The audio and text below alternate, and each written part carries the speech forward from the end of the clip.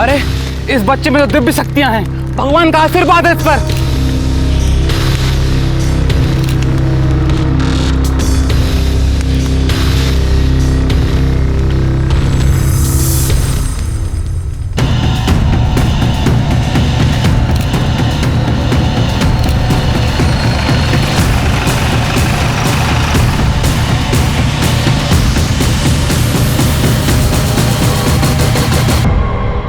नमस्कार, मैं Renuka Shahane crime petrol सतर्क में आप सबका स्वागत करती हूँ। हम 21वीं सदी में हैं, जहाँ हम आर्टिफिशियल इंटेलिजेंस यानी AI टेक्नोलॉजी में प्रोग्रेस कर रहे हैं। वहीं कई लोग ऐसे भी हैं जो अंधविश्वास की चादर को छोड़ना ही नहीं चाहते। काला जादू, पैसा पाने की लालच और दूसरों की जिंदगी खराब करने की सोच उन्हें ऐसे लोगों के पास ले जाती है जो काले जादू के नाम पर स्कैम चला रहे होते हैं, और ऐसे शातिर लोग इन लोगों का फायदा उठाते हैं। उन्हें ऐसे दलदल में धकेल देते हैं जहां से निकलने का, बचने का कोई रास्ता नहीं होता। हमने अक्सर देखा है कि ऐसे कामों के लिए बच्चों का इस्तेमाल किया जाता है। कभी किसी बच्ची को देवी बता दिया जाता है, तो किसी बच्चे को ज्ञानी पंडित या किसी का अवतार बता दिया जाता है। महाराष्ट्र के सातारा के एक गांव में भी कुछ ऐसा ही हुआ। साहब, मेरी बेटी गायत्री कल शाम से घर नहीं आई साहब। आप प्लीज बैठिए, बैठिए, बताइए।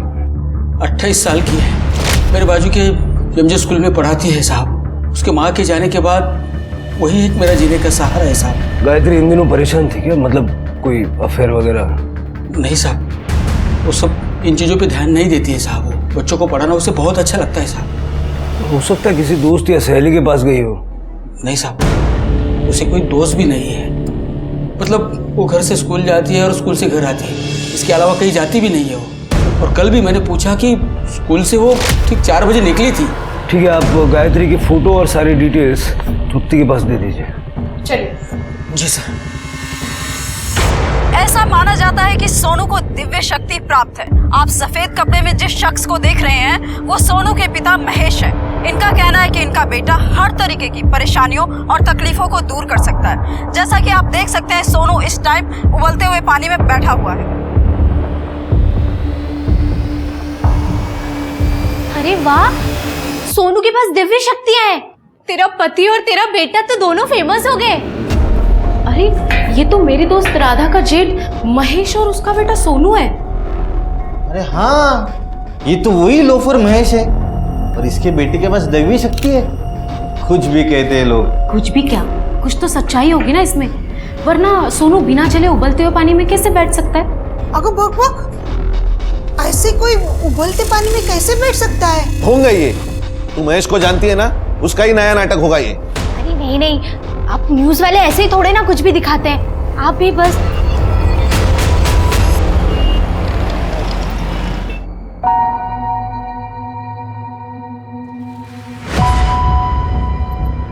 मैं डॉक्टर के पास गई थी।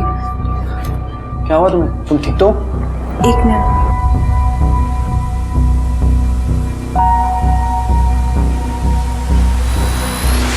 हुआ नहीं है, होने वाला है। मतलब? तुम फिर से पापा बनने वाले हो। हाँ सच? Thank you.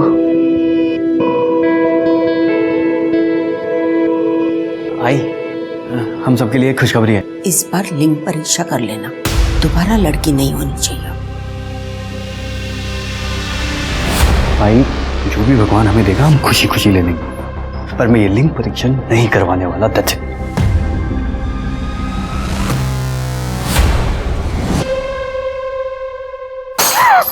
अब क्या तोड़ दिया? तू कहीं चली क्यों नहीं जाती है? हाँ, इस घर में रह के हमारा जीना हराम कर दिया। तेरा पति और बेटा भी यहाँ नहीं है। वहीनी, कहीं चली जाओ तुम। एक तो प्रकाश की इनकम से वैसे ही घर चलाना मुश्किल है, और जो थोड़ी बहुत सेविंग्स थी ना, वो तुम्हारे पति के कर्जे में खत्म हो गई है। अब और जिम्मेदारी नहीं उठा सकते तुम्हारी, और उसके ऊपर से हर रोज एक नया नुकसान।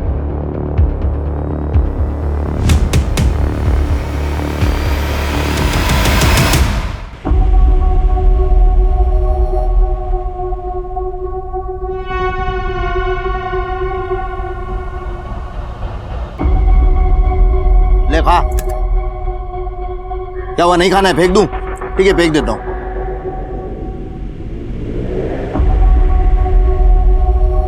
अरे ये आराम से खा, आराम से, सिर्फ इतना ही मिलने वाला है। देख, इसके आगे जो मैं तुझसे करवाने वाला हूं ना, उसके लिए तू मुझे कमजोर, भूखा और अधमरा दिखना चाहिए, याद रख। सोनू, सोनू,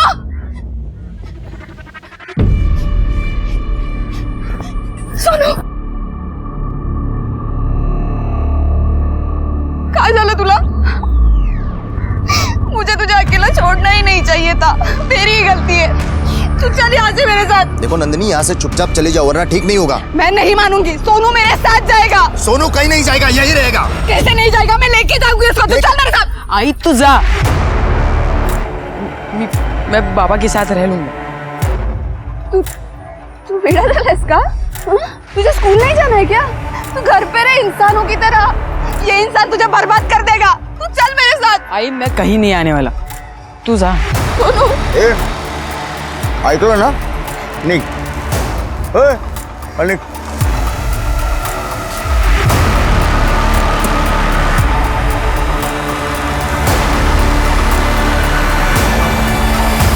सर, मैंने गायत्री पाटिल के स्कूल के वॉचमैन से बात की है। उसका कहना है कि गायत्री 6 दिन पहले तकरीबन 4 बजे के आसपास स्कूल से चली गई थी। उसका किसी के साथ कोई लड़ाई झगड़ा भी नहीं था सर। इनफैक्ट स्कूल में सब उसकी रिस्पेक्ट करते थे। लेकिन सर वो वहाँ से कहाँ गई है किसी को कुछ पता नहीं है। शिरके, ऐसी सूरत में एक ही एंगल हो सकता है, वन साइडेड लव अफेयर या जेलस बॉयफ्रेंड। सर ये एंगल भी मैंने चेक किया है। स्कूल में गायत्री का कोई बॉयफ्रेंड नहीं था। इनफैक्ट उसके पड़ोसियों ने कभी गायत्री को किसी लड़के के साथ देखा भी नहीं। कोई लड़का उसके पीछे पड़ा था, ये सब बात भी सामने नहीं आई है। अगर वो अपनी मर्जी से कहीं चली गई है तो क्यों? या फिर कोई उसे जबरदस्ती ले गया है? सर, शहर के बाहर जंगल में एक लाश मिली है।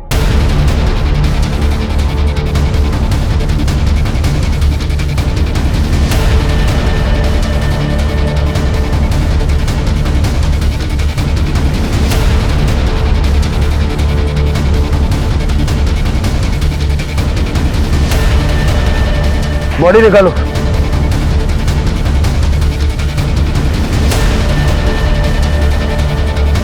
आसपास चेक करो। सर,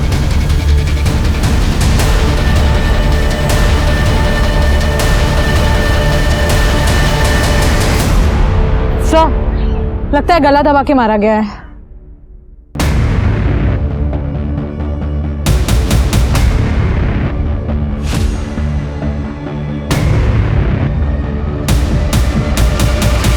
सर, लगता है ये तो गायत्री पाटिल है। सर आइडेंटिफिकेशन के लिए कुछ नहीं मिला। सर, एक क्रैश किया हुआ जूस का पैकेट मिला, उसको फॉरेंसिक में भेज दो और बॉडी पोस्टमार्टम के लिए भेज दो। नारायण पाटिल को इन्फॉर्म करो और उसका डीएनए सैंपल ले लो। ठीक है सर। आपने शायद इन्हें पहले भी कहीं देखा होगा, पर ये अब आपके सामने है, आपके टीवी स्क्रीन पे। आप देख सकते हैं यहाँ पे श्रद्धालुओं की भीड़ लगी है दर्शन के लिए। इस बच्चे ने हफ्तों से कुछ खाया नहीं है, फिर भी ये जिंदा है। कैसे? क्योंकि ये पेड़ इसकी रक्षा कर रहा है, अपनी शक्ति इस बच्चे को दे रहा है। अब ये भी इस प्रकृति का एक हिस्सा बन गया है।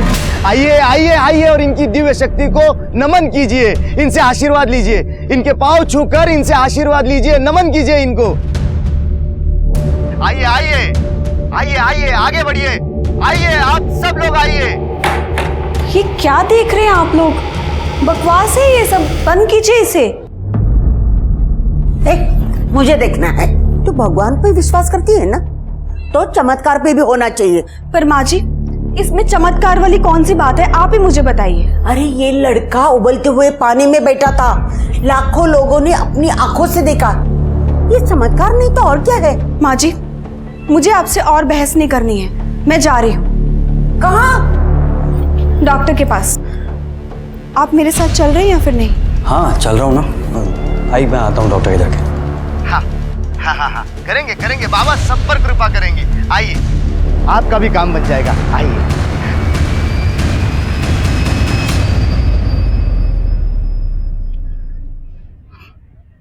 लोग नहीं आ रहे, क्यों पता है? क्योंकि अब तो उन्हें भूखा और कमजोर नहीं दिखता। बोला था कम खा, आराम से खाते जाओ। तू सुनता ही नहीं, तेरा मुंह जो दिन भर चलते रहता है। ये जो किया है ना, ये सब फुकट चला गया। अब लटका रहे यहीं पे। बिल्कुल खाना नहीं मिलेगा तुझे। सर, डीएनए रिपोर्ट से कंफर्म हुआ है कि गायत्री नारायण की बेटी है। और सर, पीएम रिपोर्ट के हिसाब से जिस दिन गायत्री गायब हुई उसी दिन उसकी हत्या कर दी गई। इसमें लिखा है कि गायत्री के ब्लड में अफीम के ट्रेसेस थे। सर, फोरेंसिक रिपोर्ट के मुताबिक जूस के पैकेट में अफीम के ट्रेसेस मिले हैं और गायत्री के गर्दन पे फैब्रिक के स्ट्रैंड्स मिले हैं, जिससे शायद उसका गला दबा के उसे मारा गया होगा।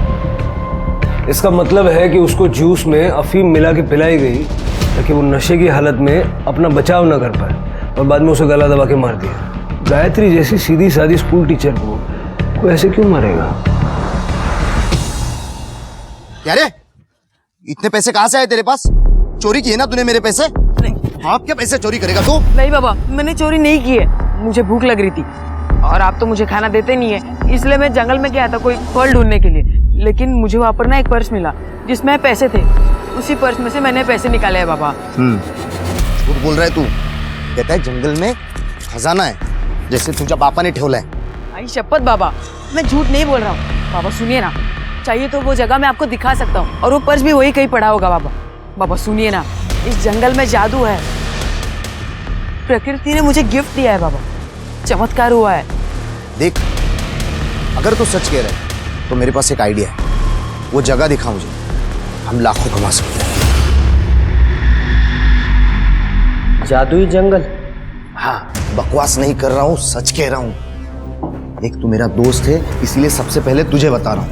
उस जंगल में कुबेर का खजाना है। वहां की जमीन में अगर तू पैसे गाड़ेगा ना तो 1 से 2 दिन में तेरे पैसे डबल हो जाएंगे। डबल। तू जा यहाँ से बाबा, मुझे कुछ नहीं चाहिए, तू जा यहाँ से प्लीज।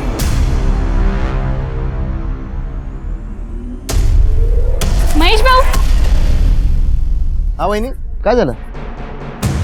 इनको आप पर भरोसा नहीं होगा, लेकिन मुझे है। आप और सोनू मिलकर जो चमत्कार कर रहे हो भाऊ, वो कमाल है। धन्यवाद वहीनी। भाऊ, आप मेरे पैसे डबल कर दोगे? अरे वहीनी, आप डबल की क्या बात कर रही है? मैं तो आपके पैसे ट्रिपल कर दूंगा। सच्ची? हाँ। वहीनी, जरा रुको ना। अगर सच में कोई जादू वादू है ना, तो अपनी बाइक को नंदिनी को घर से गायब कर दे, समझा? सुनो वहीनी, रुको ना, जरा रुको ना, मुझे सिर्फ एक मौका दो ये साबित करने के लिए कि मैं सच कह रहा हूँ। देखो, आप जरा सोचो, मैं आपको कुबेर का खजाना दिखाना चाहता हूँ। हाँ, मतलब आपने ये जो कान की बाली पहनी है, ये कुछ दिनों में दुगनी हो जाएंगी। फिर आपने जो चेन पहनी है, ये दुगनी हो जाएंगी। जरा सोचो, फिर और कुछ दिनों बाद और डबल और डबल।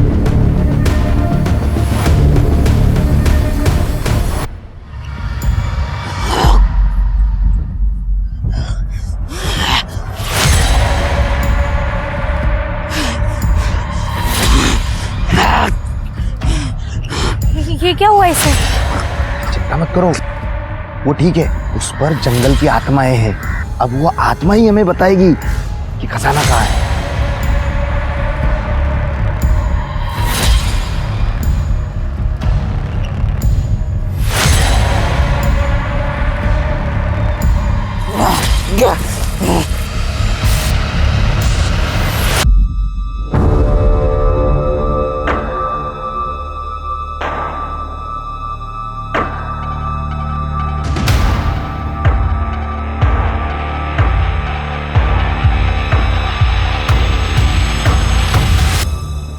ये लीजिए। ये सब मेरे लिए है? ये जंगल आप पे बड़ा खुश है, इसीलिए आपको इतना दिया। अब तो यकीन है ना आपको? हाँ, मैं ना 3 लाख रुपया दूंगी आपको। डबल होने में कितना समय लग जाएगा? 3 लाख का 6 होने में 4 दिन जाएंगे, और फिर उसका 9 लाख होने के लिए और 3 दिन जाएंगे बस। ठीक है, मैं ना कल 3 लाख लेकर आऊंगी। आप 1 हफ्ते के बाद मुझे 9 लाख दे देना, ठीक है? हाँ। ठीक है। वही नहीं, अब इस जंगल ने आपको इतना कुछ दिया है तो मुझे और सोनू को कुछ बख्शिश तो दीजिए। अब हाँ,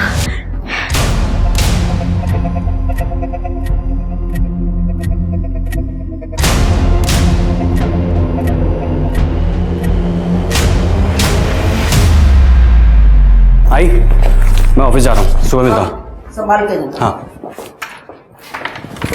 ख्याल रखना।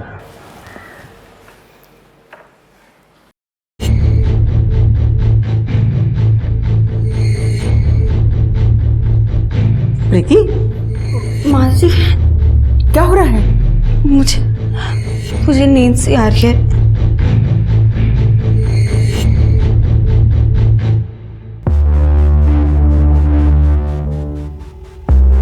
आज रात को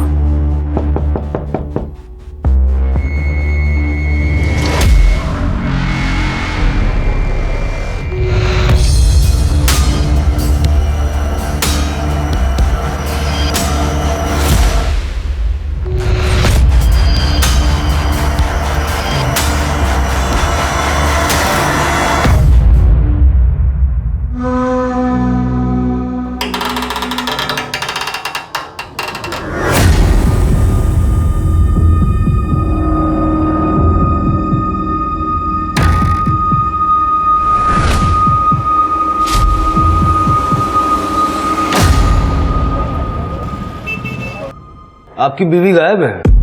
हाँ सर, कल शाम से गायब है। सर मेरी बीवी तो कल शाम को 5 बजे गई है, उसके बाद उसका कुछ पता ही नहीं, उसका फ़ोन भी बंद आ रहा है सर। कुछ चिट्ठी नोट कुछ छोड़ के गई है? ऐसा तो कुछ नहीं है, लेकिन घर से जेवर गायब है। सर इनके तो जेवर गायब है, मेरे जेवर और पैसे दोनों गायब है सर। प्रकाश हाँ साहब, कल शाम से मेरी बीबी सुप्रिया घर से गायब है। आपकी भी? आप दोनों एक दूसरे को जानते हैं क्या? हाँ साहब, हम साथ में रहते, प्रभात कॉलोनी में हुई थी। हम तीनों एक साथ ही रहते हैं।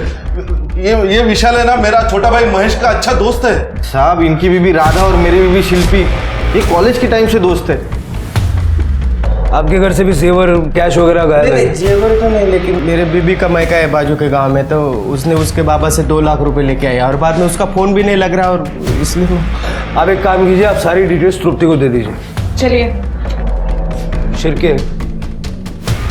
एक ही कॉलोनी से 3 औरतें गायब हैं, वो भी ज्वेलरी और कैश लेके गायब है। ये महज इत्तेफाक नहीं है। तीनों औरतों की सीढ़ियां निकलवाओ। ठीक है सर।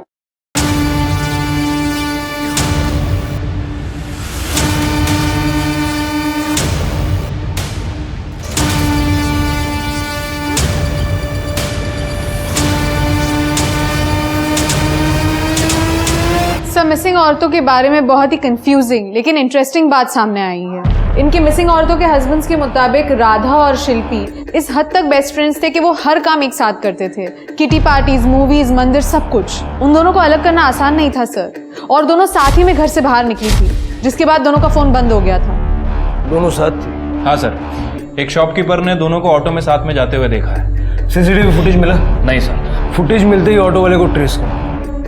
और सुप्रिया? सर सुप्रिया हाउसवाइफ थी। सुप्रिया और विशाल दोनों के पेरेंट्स गांव में रहते थे, इसलिए दोनों यहाँ पे अकेले रहते थे। विशाल की जॉब चली गई थी, इसलिए दोनों को पैसों की काफी तंगी थी। इस बात को लेकर दोनों के बीच में कभी तनाव हो जाता था, लेकिन उसके अलावा दोनों के बीच में कोई खास प्रॉब्लम नहीं थी। राधा और शिल्पी दोनों कॉलेज के टाइम के दोस्त हैं, घंटों एक दूसरे के साथ बिताते हैं, कोई काम एक दूसरे के बगैर नहीं करते। दोनों एक टाइम पर घर से निकली तो दोनों के फोन बंद हो गए। ये लेस्बियन वाला एंगल तो नहीं है? मतलब राधा और शिल्पी ने मौका पाया और घर से सारे कैश और जेवर वगैरह लेके निकल गए। लेकिन सर सुप्रिया का क्या? अभी जैसा तृप्ति बता रही है, सुप्रिया की जो घर की कंडीशन है वो ठीक नहीं है। हो सकता है उसने कोई अफेयर वगैरह कर लिया हो और अपने फादर से 2 लाख रुपया लेके एक अच्छी जिंदगी की लालच में अपने प्रेमी के साथ भाग गई। सर, प्रकाश का भाई महेश जो विशाल का दोस्त है, महेश प्रभात कॉलोनी में जाके लोगों से उधार पैसे लेता था और वापस नहीं करता था, जिसके वजह से परिवार वालों को पैसे चुकाने पड़ते थे। इसलिए महेश से वो परेशान थे। महेश को लेके घर पे बहुत झगड़े होने लगे थे। महेश ने अपने 12 साल का लड़का सोनू उसके साथ घर छोड़ दिया था। उसके बाद नंदिनी के साथ कोई अच्छा बर्ताव नहीं करता था। इस घर में रह के हमारा जीना हराम कर दिया। तेरा पति और बेटा भी यहाँ नहीं है। वहीनी, कहीं चली जाओ तुम, अब और जिम्मेदारी नहीं उठा सकते तुम्हारी, और उसके ऊपर से हर रोज एक नया नुकसान। शिरके, एक पॉसिबिलिटी ये भी है कि राधा, शिल्पी और सुप्रिया इन तीनों औरतों को कैश और जेवर लूटने के लिए किसी ने एक स्कैम का हिस्सा बनाया हो। लेकिन सर कैसा स्कैम? वही तो हमें पता लगाना। सारे ज्वेलरी स्टोर्स चेक करो। ये राधा और शिल्पी जो जेवर लेके भागे हैं उनमें से कोई वहाँ बिकने के लिए आया है क्या? और बोई फैमिली से मिलते हैं। पहले महेश और सोनू और अब राधा गायब है। कहीं सबके पीछे नंदिनी का तो हाथ नहीं।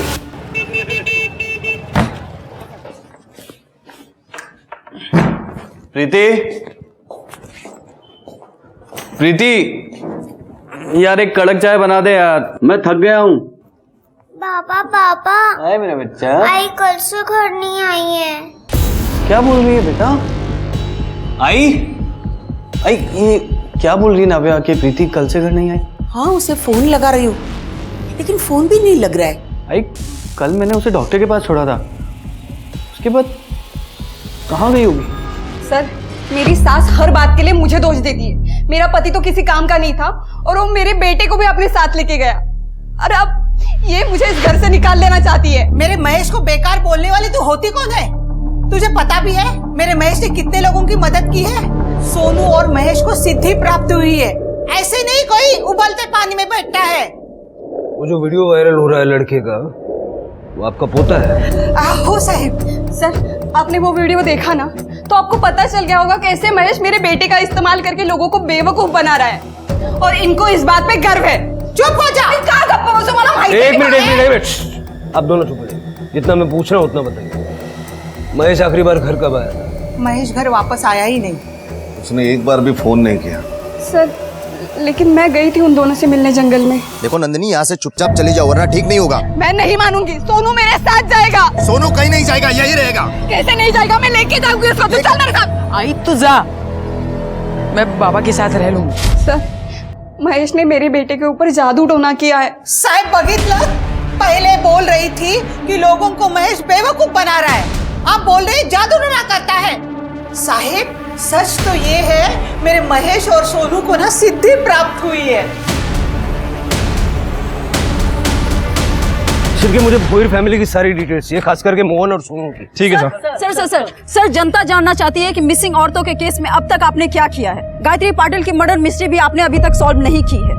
क्या कोई सीरियल किलर है जो खुलेआम घूम रहा है और पुलिस को उसकी भनक तक नहीं है? अगर पुलिस के नाक के नीचे ऐसे ही क्राइम होते रहेंगे तो क्या इस शहर में औरतें सेफ हैं? मेरी आप लोगों से इतनी रिक्वेस्ट है कि खबरों को सेंसेशनलाइज करके और कंक्लूजन पे पहुंचाने की बजाय थोड़ा सा टाइम दीजिए। इन्वेस्टिगेशन चल रही है, हम बहुत जल्द ऑफिशियल स्टेटमेंट रिलीज करेंगे। Excuse me, thank you. But sir आप sir excuse me sir sir मेरी बीवी सर वो पेट से थी सर। सर कल रात से वो घर लौटी नहीं सर। सर मेरी बीवी को ढूंढ दीजिए सर। प्रीति को मैंने क्लिनिक छोड़ा था सर, उसका चेकअप था। उसके बाद मैं अपनी नाइट शिफ्ट के लिए ऑफिस चला गया था सर। क्लिनिक वालों ने बताया कि प्रीति चेकअप करवाने के बाद चली गई थी, लेकिन प्रीति कल को घर ही नहीं लौटी है सर। सर एक्चुअली मेरे काम पे मोबाइल यूज़ करना अलाउड नहीं है सर। जब मैं आज सुबह घर पहुंचा तब मुझे पता चला। आप बाकी सारी डिटेल्स तृप्ति को दे दीजिए। जी सर। ये पांचवी औरत मिसिंग है शिर के।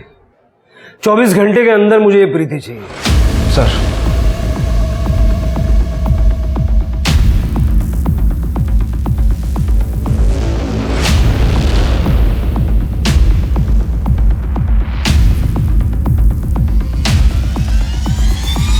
क्या शिल्पी के जेवर राधा ने बेचे? हाँ सर, पक्की खबर है। बल्कि राधा ने अपने खुद के जेवर भी वहाँ बेचे थे, जिसके बदले में उसे 3 लाख रुपए मिले थे। मतलब शिल्पी और राधा एक दूसरे से प्यार करती थी और दोनों ने साथ में जेवर बेचे और भाग गए। लेकिन सुप्रिया का क्या? सर, मार्केट का CCTV footage.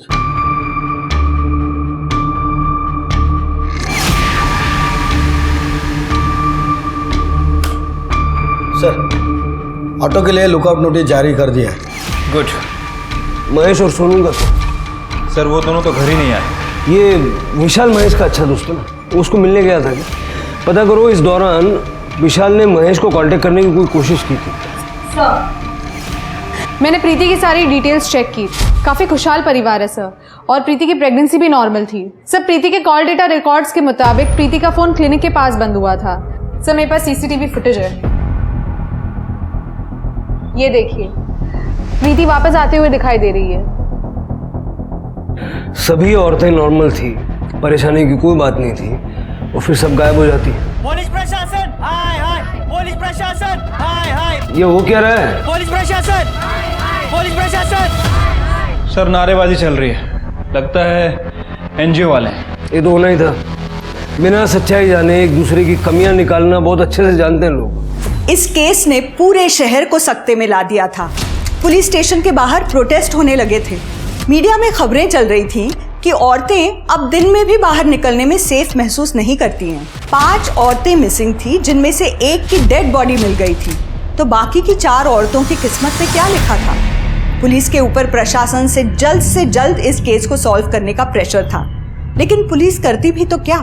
Her clue dead and तक पहुंच रहा था और ऐसे में पुलिस ने फ्रंट से लड़ने की सोची। पुलिस ने ना सिर्फ सभी की छुट्टियां कैंसिल कर दी, बल्कि किसी को भी घर जाने की परमिशन नहीं थी। 24/7 बस पुलिस काम पर लगी थी, क्योंकि हर हाल में इस केस को सॉल्व करना था। और इसका नतीजा ये हुआ कि उम्मीद की एक किरण दिखी और पुलिस को ऑटो ड्राइवर मिला, जिसने बताया कि उसने राधा और शिल्पी को उस दिन कहाँ छोड़ा था।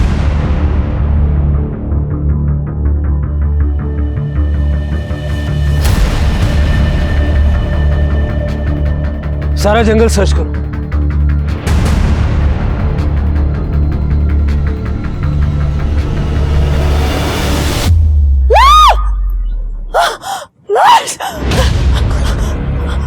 क्या हुआ? लाश लाश कहाँ पे? चलिए दिखाइए, चलिए। 2 रात पहले मेरा मंगलसूत्र खो गया था, ढूंढने आई थी पर मिला नहीं था। 2 दिन बहुत बारिश चल रही थी, मैं आई नहीं।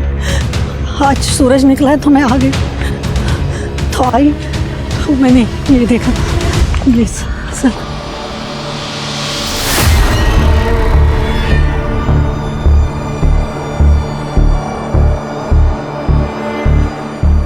खुद वो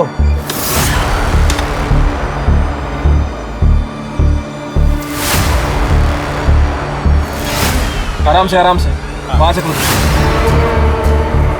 बस वहां खोदो, चलो।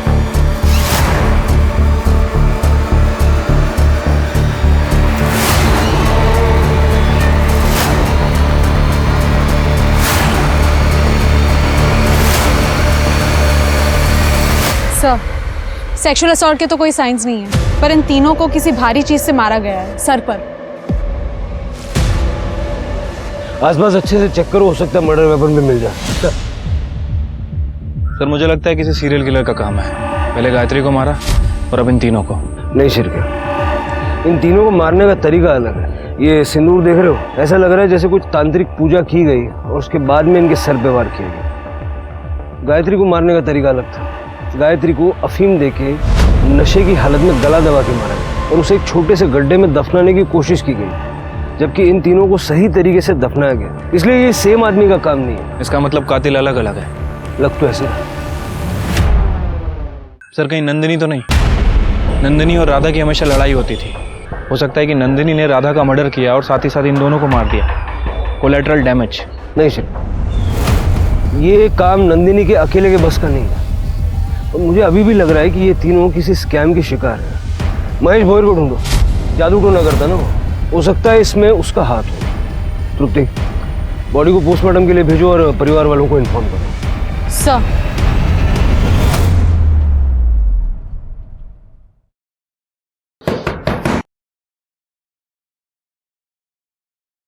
आओ सर, विशाल अपने आपसे मिलने आया। महेश, ये पैसे डबल करने वाली स्कीम आपके पास कब लाया था? हफ्ता 10 दिन पहले घर पे आया था सर।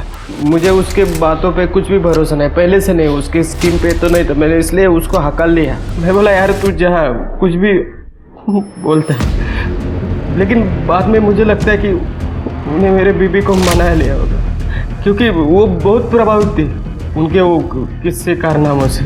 वो टीवी पे दिखाते ना, और 2 साल से मुझे काम भी नहीं था, घर पे था मैं, उसको पैसे की जरूरत थी और इसलिए सुप्रिया ने अपने बाबा से पैसे लेकर डबल करने के लिए महेश को दे दिए।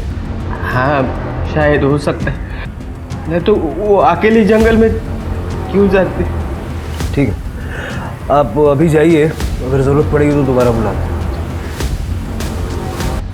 शिरके, हो सकता है महेश का इन सब क्राइम से कनेक्शन हो, वो भी जंगल में ही रहता है। हो सकता है सर। और सर मुझे लगता है कि नंदिनी भी विक्टिम है और वो हमें सोनू और महेश की लोकेशन बताने के लिए तैयार है जहाँ वो सोनू से मिलने गई थी। गुड, कल सुबह सबसे पहले महेश से मिलते हैं। सर, जहाँ पे हमें राधा की लाश मिली थी वहाँ पे हमने और खोदा तो हमें एक आयरन रॉड मिला है जिसपे खून के निशान लगे हुए थे। हमने उस रॉड को फोरेंसिक्स में भेज दिया है।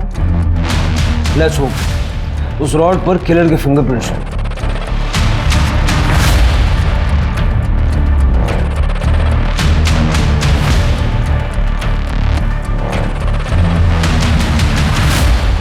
महेश, महेश चुपचाप बाहर आ जाओ वरना गोली मार दूंगा।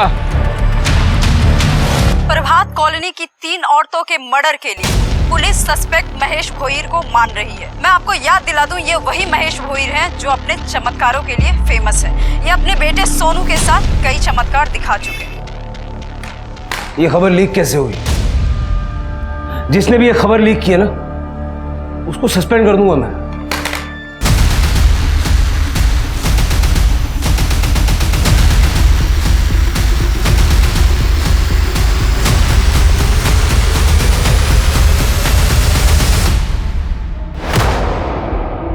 कड़े, जरा आसपास देखो। सर।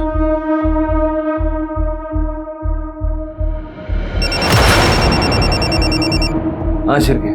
सर, अंदर कोई नहीं है, लगता है महेश भाग गया। भाग ही जाएगा, सारे न्यूज चैनल पे उसकी खबर चल रही है, सारा एरिया सर्च करो।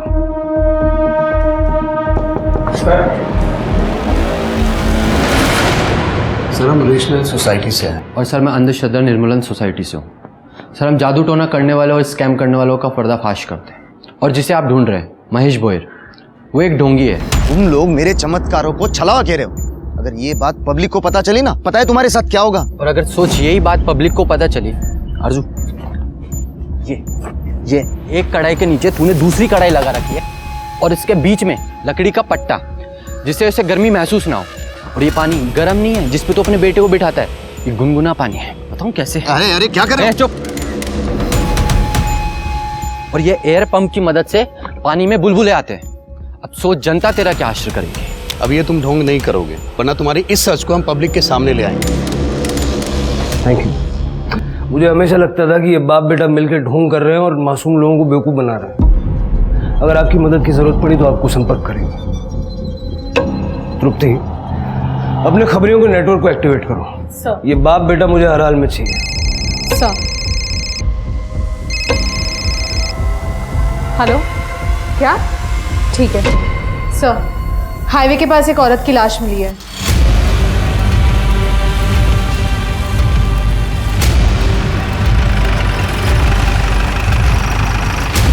सर इधर अंदर।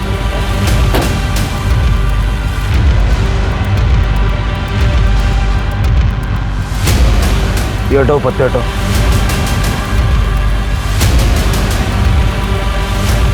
प्रीति शर्मा, बॉडी बाहर निकाल।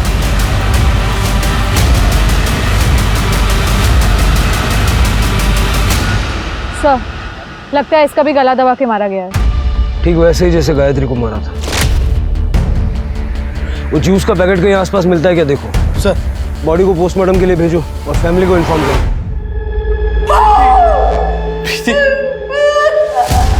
ऐसे मैं छोड़ के कैसे जा सकती?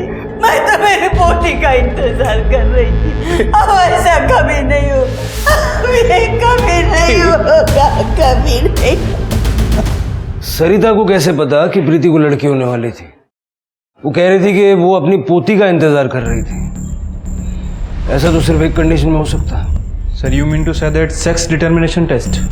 पता करो इलीगल सेक्स डिटर्मिनेशन कौन करवाता है, या फिर कहीं ये जानकारी क्लिनिक में से तो किसी ने उन्हें नहीं दी। सर, जहाँ पे हमें प्रीति की बॉडी मिली थी वहाँ से कुछ दूरी पर हमें जूस का पैकेट मिला है। हमने उसे फोरेंसिक में भेज दिया है। आई एम श्योर उस जूस के पैकेट में और प्रीति के ब्लड में अफीम के ट्रेसेस मिलेंगे। सर महेश के लोकेशन का पता चल गया है, दूसरी टीम उसे लेके आ रही है।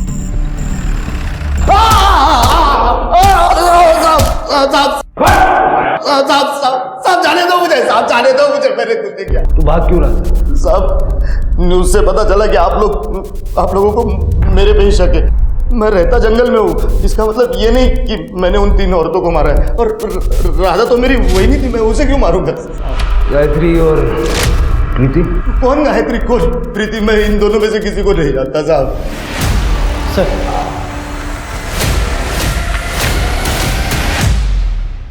एक बात बता, मर्डर वेपन पे तेरे फिंगरप्रिंट्स कैसे आ गए? गायत्री की तरह राधा, शिल्पी और सुप्रिया की बॉडी में भी अफीम के ट्रेसेस मिले। अब बोल साहब, मुझे उन तीनों को पैसे लौटाने पड़ते या तो उनका मुंह बंद करना पड़ता है, इसलिए उनको मारना मेरे लिए आसान था साहब। सबको कन्विंस कैसे किया पैसे देने? शिल्पी वही नहीं तुरंत मान गई। उसने मुझे अपने जेवर लाकर दिए डबल करवाने के लिए, और वही दिखा के मैंने राधा वहीनी को भी मना लिया। तो इसीलिए राधा ने शिल्पी के जेवर बेच दिए, ये समझ के कि वो एक गिफ्ट था, और बाद में उसने अपने जेवर भी बेच दिए।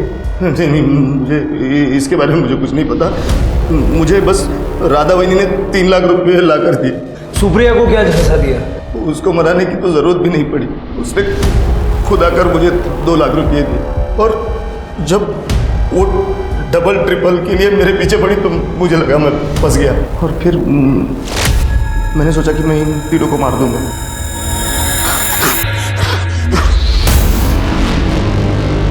आप लोगों ने जो कैश और जेवर दिया था वो इन सब इन्हीं गड्ढों में है। अब आपको इन गड्ढों में बैठना है और ध्यान करना है। जैसे ही पूजा समाप्त हो जाएगी उसके बाद आपका डबल ट्रिपल जो भी होगा वो आपको मिल जाएगा। ये लो, लीजिए, आप भी लीजिए, आप भी लीजिए। ये शरबत आपको पीना है।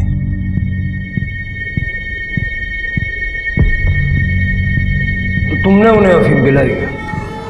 हाँ सर, शरबत में मिला के ताकि उनको नशा हो जाए और वो अपना बचाव नहीं कर पाए।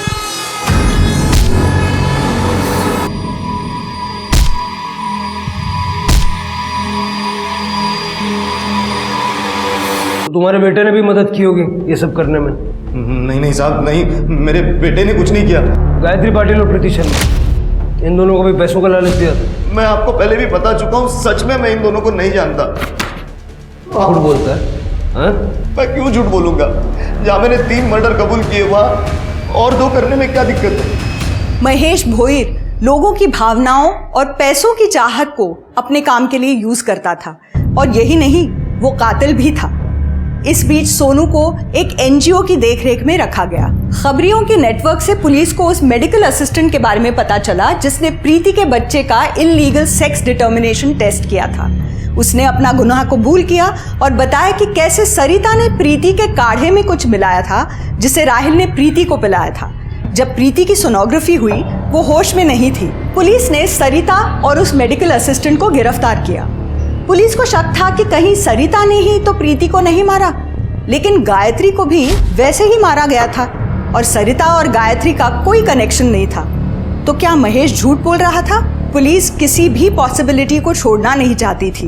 वो 3 मर्डर केस सॉल्व कर चुकी थी, और इन 2 मर्डर केस को उन्हें हर हाल में सॉल्व करना था। शिरके, गायत्री और प्रीति को मारने का तरीका सेम है। प्रीति के गले पे भी कपड़े के स्ट्रैंड्स मिले हैं। एक बात तो तय है, दोनों का कातिल एक है।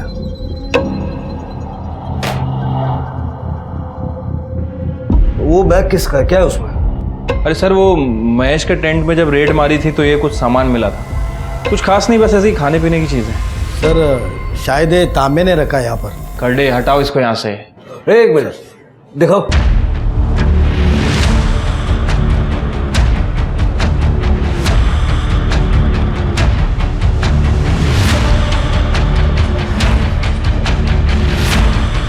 मिल गया। ये जूस मुझे पसंद है, और भी 100 लोगों को पसंद होगा। क्या वो सब कातिल है? बात तुम्हारी सही है सुनो, लेकिन उन 100 लोगों के पास वो गमछा नहीं है जिसके धागे प्रीति और गायत्री के गले पे मिले। वो गमछा सिर्फ तुम्हारे पास है।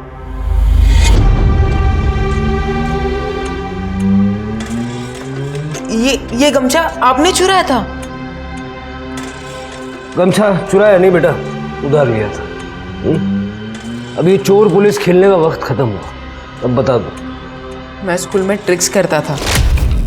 मैं अपने क्लासमेट्स के फ़ोन, टिफ़िन छुपाया करता था और फिर उनसे कहता था कि मेरे पास ऐसी शक्ति है जिससे मैं पता लगा सकता हूँ कि वो सब सामान कहाँ पर है, और फिर मैं उन्हें उस जगह ले जाता था जहाँ मैं वो सब सामान छुपा कर रखता था।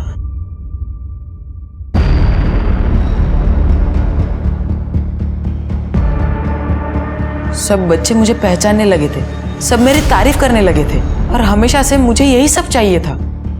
गायत्री टीचर को सब कुछ पता चल गया और फिर उन्होंने मेरी शिकायत प्रिंसिपल से जाकर कर दी। फिर उन्होंने मुझे स्कूल से रस्टिकेट कर दिया।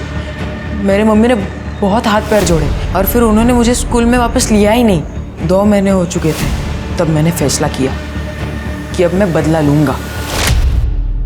गायत्री मैम। सोनू तुम यहाँ? Ma'am I am sorry ma'am, मैंने जो कुछ भी किया ना उसका पछतावा है मुझे और अब मैं बदल गया हूँ। I am so happy for you Sonu, but मैं तुम्हें वापस स्कूल में नहीं ले सकती, वो मेरे हाथ में नहीं है। कोई बात नहीं मैम, मैं हार नहीं मानूंगा। मैं प्रिंसिपल सर से भी जाके माफ़ी मांगूंगा। मैम मैंने आपके लिए कुछ लाया है, ये लीजिए मैम। अरे नहीं नहीं मैम लीजिए प्लीज। मैम अगर आपने ये नहीं लिया ना तो मुझे लगेगा कि आपने मुझे माफ़ नहीं किया। Please ma'am. ठीक है।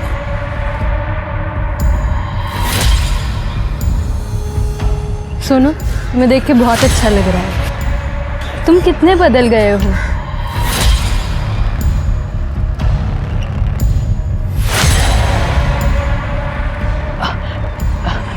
मैं आपको घर छोड़ देता हूँ मैम। मैंने एक सुनसान जगह पर पहले से ही गड्ढा कर रखा था। मैं उन्हें वहाँ ऑटो से ले गया और ऑटो ड्राइवर को कहा कि ये मेरी बहन है और इनकी तबीयत ठीक नहीं है। मैं जैसे ही वहाँ पहुँचा मैंने इस गमछे से उनका गला घोट दिया। उनके हाइट के हिसाब से वो गड्ढा बहुत छोटा पड़ रहा था। मुझे लगा यहाँ कोई आ ना जाए, इसलिए जैसे तैसे वो बॉडी मैंने गड्ढे के अंदर डाल दी और घास पत्ते से मैंने वो सब ढक दिया और मैं वहाँ से चला गया। जूस में जो अफीम मिलाई थी कहाँ से मिली तुम्हें? बाबा के पास वो हमेशा रहती थी, मैंने उनसे ही चुराई थी। मुझे डर था कि कहीं मर्डर का इल्ज़ाम मुझ पर ना लग जाए, इसलिए बाबा जब घर छोड़ के चले गए तब मैं भी उनके साथ चला गया। प्रीति को क्यों मारा? उसकी सास ने बोला था मारने के लिए। एक दिन राहिल बाबा से मिलने आया था पर बाबा घर पे नहीं थे, तो मैंने उससे पूछा कि क्या चाहता है। हमारे पास तो दिव्य शक्ति है, कुछ ऐसा करो ना जिससे प्रीति को बेटी की जगह बेटा हो जाए। हम ये सब नहीं करते, ये प्रकृति के खिलाफ है। वंश को आगे बढ़ाने के लिए मुझे लड़का ही चाहिए, और अगर ऐसा नहीं हुआ तो मुझे प्रीति को मारना पड़ेगा ताकि मैं किसी और से शादी करके लड़का पैदा कर सकूं। लेकिन अगर मैं पकड़ा गया तो क्या फायदा? तुम ही कुछ उपाय बताओ ना।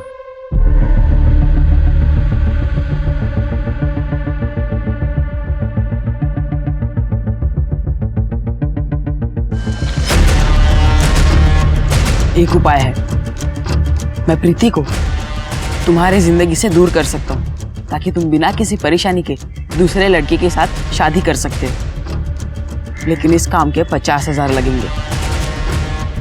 और वो मान गया? उसने मुझे एडवांस पैसे दिए थे। मैंने उससे कहा कि प्रीति जैसे ही क्लिनिक के बाहर आए उसे वो जूस पीने के लिए कह देना, और उसने बिल्कुल वैसे ही किया। जैसे ही प्रीति क्लिनिक के बाहर आई, ऑटो ढूंढ रही थी तो उसे अचानक चक्कर आने लगी और फिर मैं उसको मदद करने के लिए चला गया। फिर वापस मैंने ऑटो वाले को वही कहा कि ये मेरी बहन है और उनकी तबीयत ठीक नहीं है, और हाईवे पे ले जाके तुमने उसकी हत्या कर दी।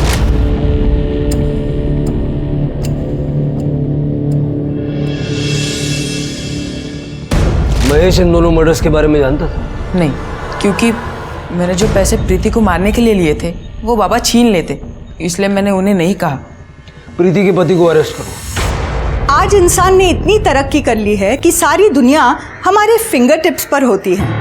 आपको अगर कोई भी जानकारी चाहिए वो कहीं भी बैठे बैठे अपने फ़ोन से ले सकते हैं, लेकिन फिर भी लोग आसानी से धोखा खा जाते हैं क्योंकि इंसान अपनी बढ़ती ज़रूरतों के आगे घुटने टेक देता है। पैसा जीने के लिए ज़रूरी है, लेकिन याद रखिए जो लोग आपको कम समय में पैसा डबल या ट्रिपल करने का झांसा देते हैं, अगर वाकई में ये सच होता तो क्या वो खुद करोड़पति नहीं बन जाते? इसी विचार के साथ अब मैं रेणुका शाहने आपसे विदा लेती हूँ। हम फिर मिलेंगे ऐसी एक कहानी के साथ जो रखेगी आपको सतर्क और जिंदगी को सुरक्षित। तब तक अपना और अपने परिवार का ख्याल रखिए और देखते रहिए क्राइम पेट्रोल सतर्क। जय हिंद।